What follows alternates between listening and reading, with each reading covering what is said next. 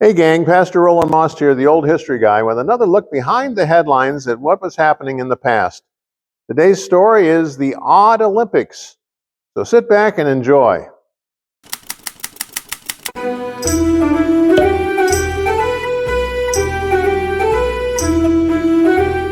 The 1904 St. Louis Olympic Marathon was a gigantic comedy of errors. When the race began at 3:03 p.m. on August 30th, it was already in the 90s, and the course was inches deep in dust. Runners were hospitalized for inhaling the airborne grit, and with one almost bleeding to death. No water was provided due to a test being conducted of the effects of dehydration. U.S. frontrunner Fred Lors, suffering severe leg cramps, flagged down a car, rode 11 miles, got out, and hobbled to a seeming victory. Second place finisher American Thomas Hicks swallowed egg whites and strychnine to enhance his performance. His trainers carried him over the finish line, his legs still moving. South African runner Len Tao was chased off the course by a pack of wild dogs. In fourth place, Cuban Andreen Caballel funded his way to the States by running from one end of Cuba to the other. But on arriving, he gambled it all away. Hitchhiking to the games, he ran the race in street clothes and a beret. Then some spoiled apples from a roadside tree gave him cramps, and he dozed off the effects.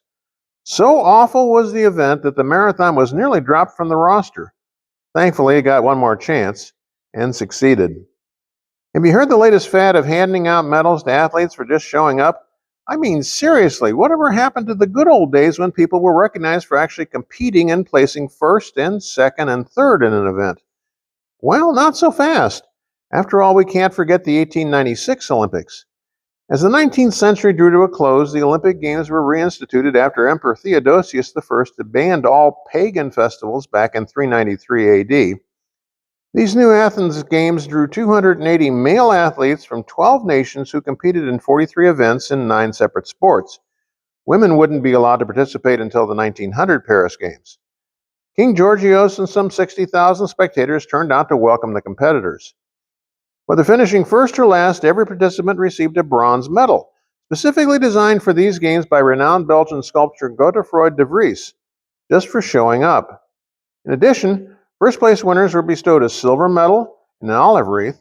Second place finishers received a copper medal and a laurel crown, and third place winners got nothing.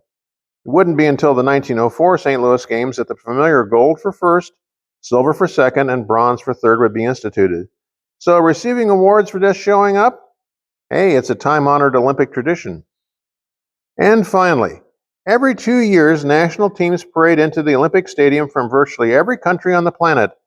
Some, like the US and China, are vast and imposing. Others, like Ghana, South Africa, and Madagascar, only send in a single athlete. Secretly, we know that these tiny teams don't stand any chance of ever winning until they miraculously do.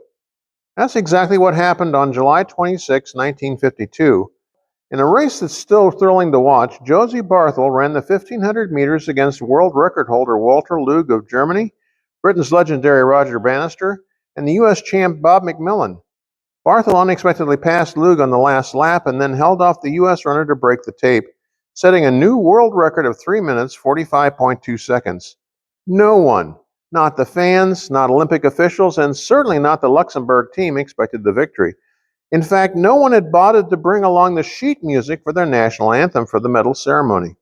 Consequently, as the Luxembourg flag majestically ascended the flagpole in honor of the winner and his nation, the Olympic band ad-libbed some music on the spot so that at least there'd be something playing. Barthel is still the only Luxembourger to ever win gold. Well, that's about all the time we have for this edition of Weird History and Wacky News, a look behind the headlines at what's happening.